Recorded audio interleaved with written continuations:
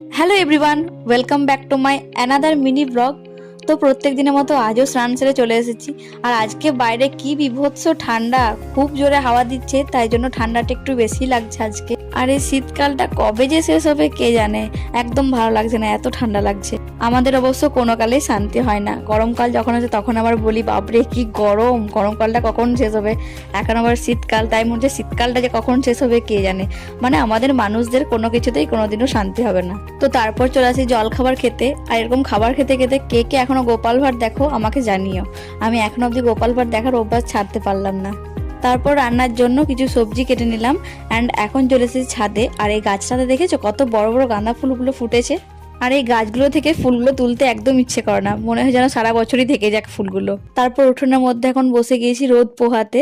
তো চলো আজকের মতো এইটুকুই, দেখা হচ্ছে অন্য কোনো মিনি ব্লগে। আর ভিডিওটি ভালো লাগলে প্লিজ চ্যানেলটি সাবস্ক্রাইব করে দিও। টাটা।